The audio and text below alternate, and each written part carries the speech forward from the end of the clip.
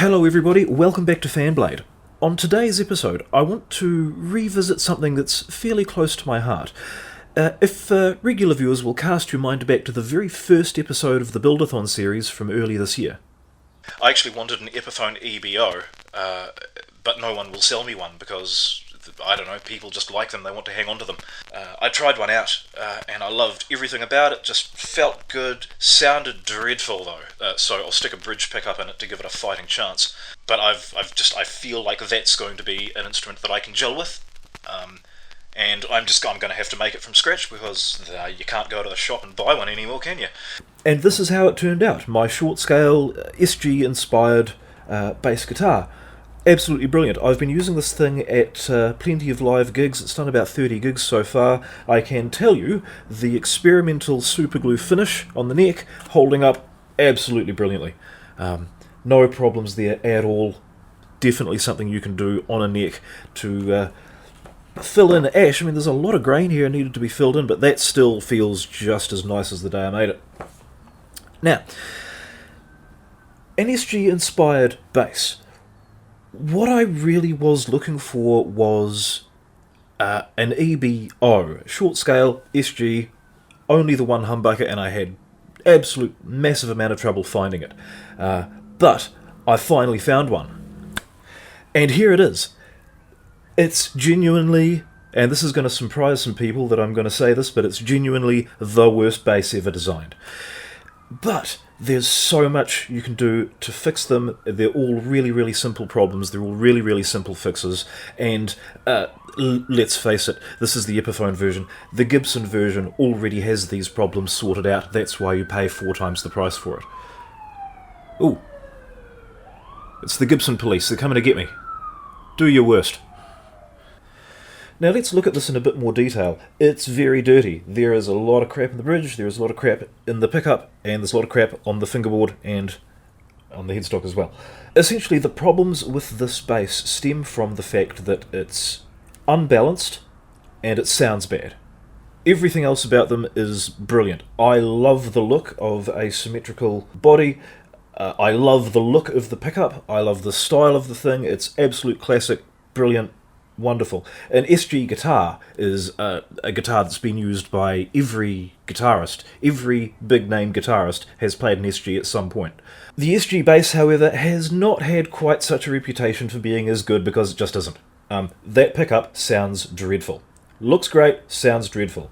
The bridge has a whole set of issues, which I'll go into in more detail in a minute. And the headstock.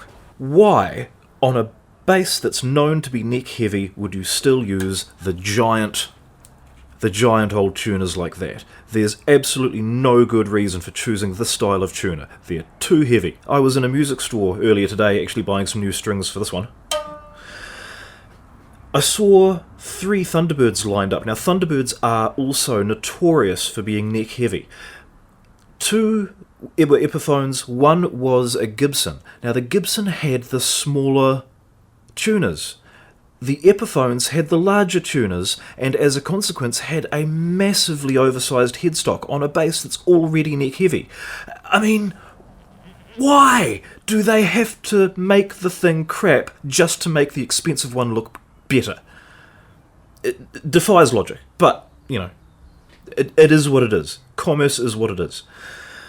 This bass is what it is, but it's soon not going to be, because I've got plans. Not necessarily involving the headstock, but we'll think about that in a second.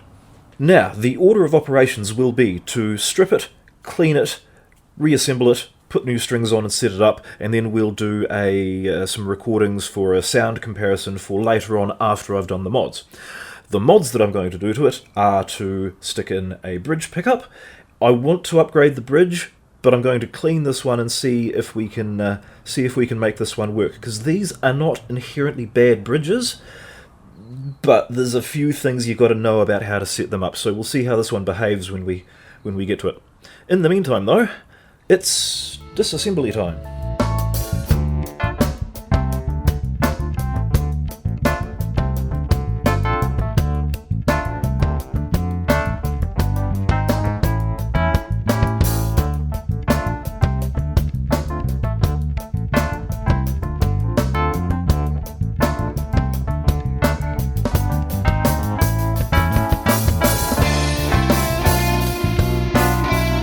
Now this fingerboard's in a right state. It's very, very dry and very, very dirty. What I'm going to use on it today is a product that I've really just discovered. CO Original Polishing Oil, which is CO are a New Zealand company. This is great for old furniture and anything else. It's linseed rich, cleans, protects and polishes.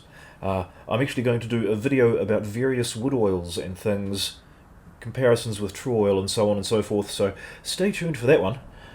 In the meantime, just get a little bit of this on a cloth and just rub it in here.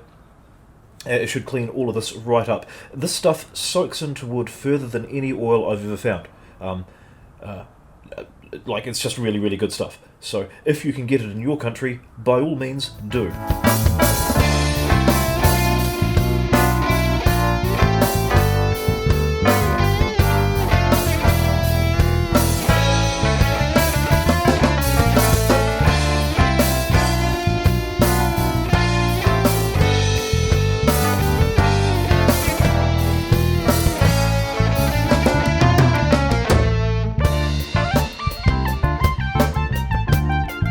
Alright, that's looking a lot better. There's still some various visible wear. There's a bit dent there. And what looks like some weird machine markings from the factory when they made it. Have a look at this. There's some very strange markings in the wood, sort of just along here. They look like the edge of a saw blade that's not been properly sanded out of the fingerboard. That's interesting. Now, the problem with these bridges is not so much that they're actually bad bridges. I mean, you want a high-mass bridge. I mean, that casting is actually pretty weighty. There's no problem with it not being a high-mass bridge. What the problem is that with this three-point mounting system, you've effectively got a system of levers, and with the strings on them pulling in that direction, you've got to be very careful where you set the pivot point to. I'll give you a demonstration. As it is set right now is exactly where you want it. It's ever so slightly tilted back that way. What that's doing is that's anchoring on the back, and then it can't go anywhere. It can't move with the tension on the strings pulling that way.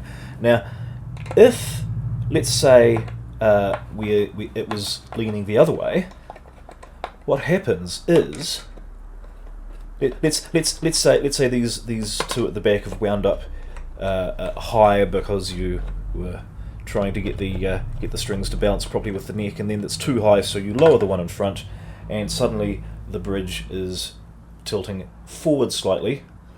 Well, what that does is that means that the tension on the bridge from the back is behind the pivot point at the front, but it's on top of it, and the whole thing wants to lift forward. And I've had these ferrules pull out of the wood. I've actually had the whole bridge assembly rip out of the body because of badly setting up a three-point bridge like this. That was my fault. I didn't know at the time. It was 1998 and I was just playing around with one for the hell of it. But I know now that's what happens. There are replacement bridges, of course. I think Hipshot make a very solid-looking thing which goes in and sits there, but that's still screwing into the same 3 points. So there's really no need to actually replace it if you know how to actually set it up and actually make this bridge work properly. As it is, it's going to need a damn good clean, and then we'll get some strings on this thing, and we'll see how she sounds.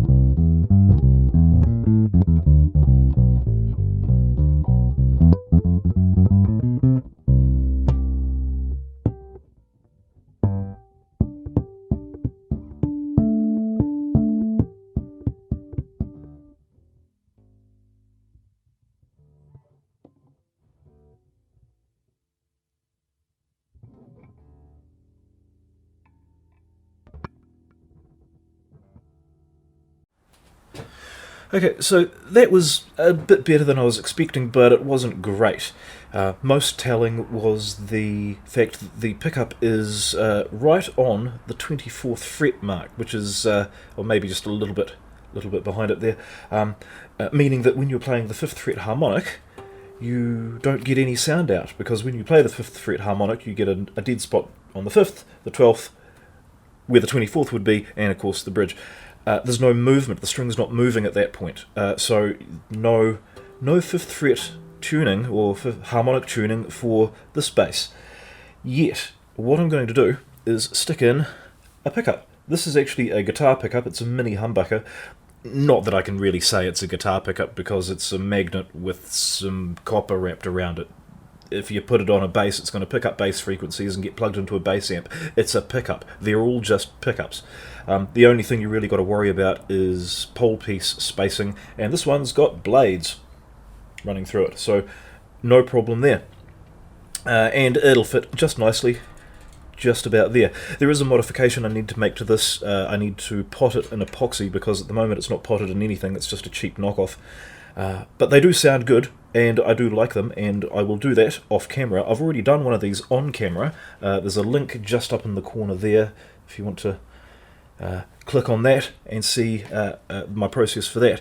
So I'll do that off camera, but in the meantime, got to strip this thing completely, take off the neck, take this humbucker out and have a close look at that. Well, I say humbucker. Is it a humbucker? They call it a mudbucker. Is it actually 2 coils? We'll find out soon. Yeah.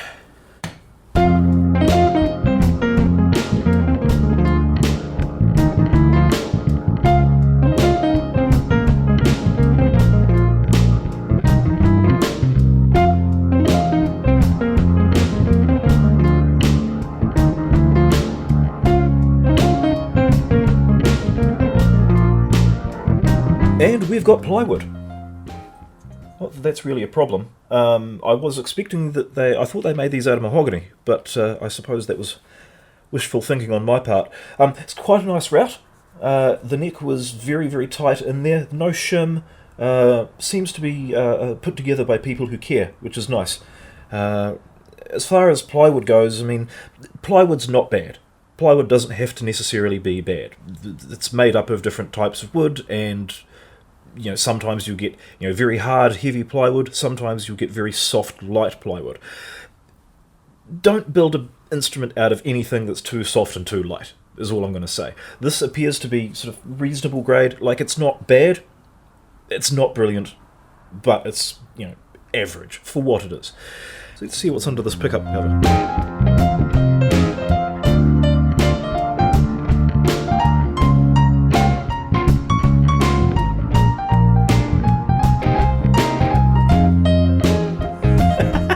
Okay. Right, well, it's definitely a humbucker. Those are 2 coils, no question. Right. Big chunky thing. Look at the state of that.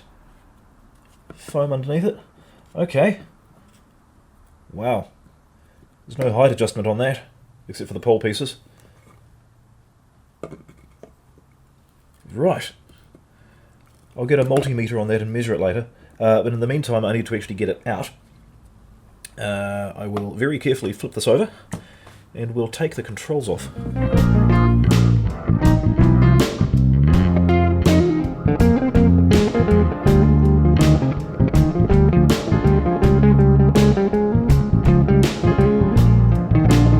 Wiring all looks really, really nice. Conductive paint and the backing on there. That's just good practice. That's good quality. It's good to see. Soldering looks pretty neat, actually. As I said, made by people who care. Designed by people who don't. The jack's a bit loose. Right, what we're going to do for the new pickup is I'm simply going to add another volume knob and just piggyback onto the circuit. I'm not going to do anything too fancy. I just want it to work and just make it sound better. I've just got to take that one there off. So that's the wire from the new... yes, that's volume and tone. What have we got in here? We've got alpha pots, B500 and A500. Yep, for the tone, that's fine. That's absolutely fine. Nothing wrong with them at all. Let's take it to bits.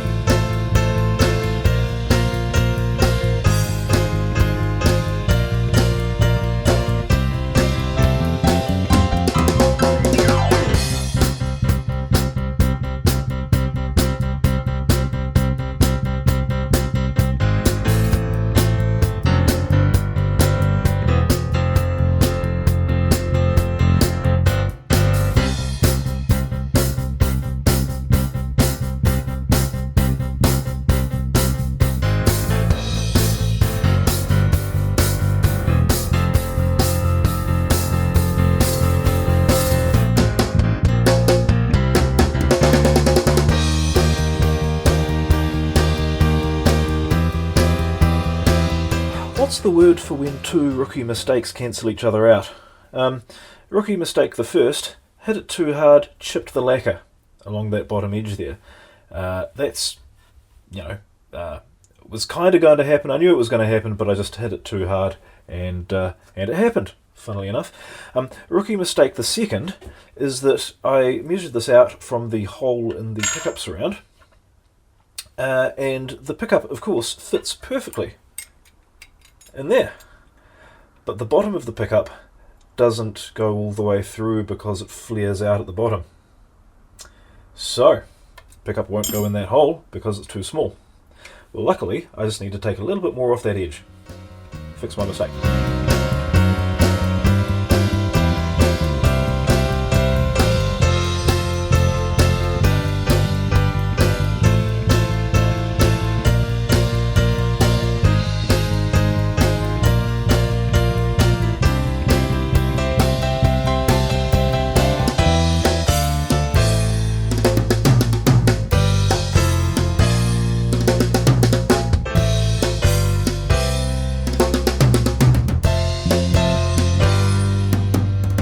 One of the questions I get reasonably often is, why don't I just use a router for this sort of thing?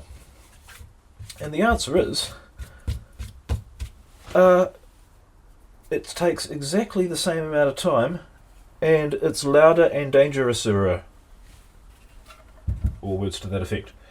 The fact is, you're watching me do this. I'll speed it all up. You'll probably see the whole thing go in about a minute. It's probably taken me about 25 minutes to get this far. And by the time you set up your router, set up your template, align everything properly, check your safety equipment, and actually make the cut, you're looking at spending 25 minutes, half an hour anyway. And this is quieter. I don't even need a dust mask on.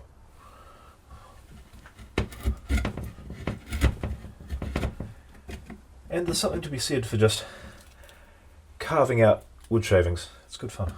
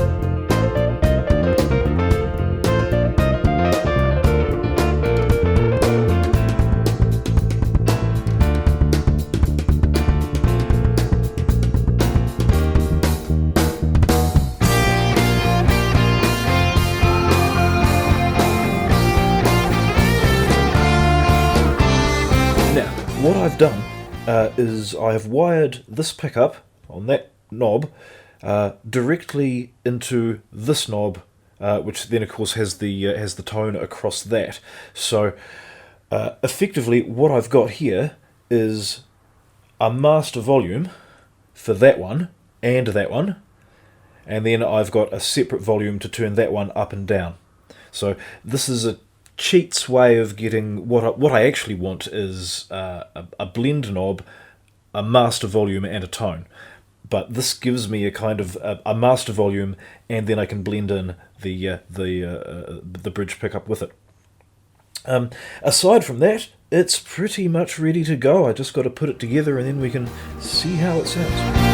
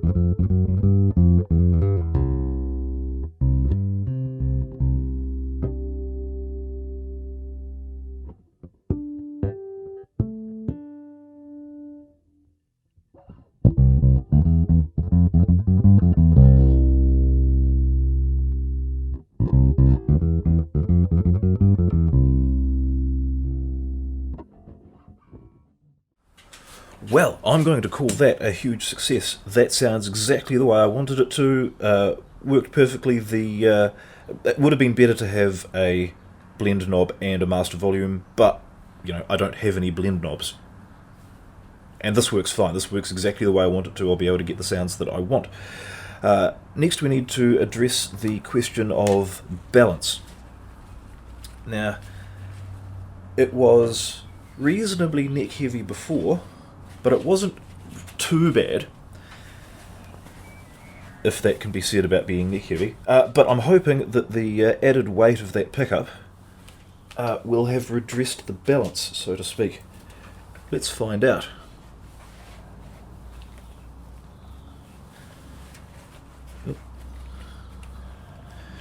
Is that enough to have... Oh, it's just wanting to. It sort of wants to sit about there. That must be where its centre of gravity is. Which is fine, actually, and with my hand there... Yeah, that's perfectly comfortable. I'm not having to push down, I'm not having to do anything. It will sit in there. It sort of wants to go, but it's not actually bad. Right.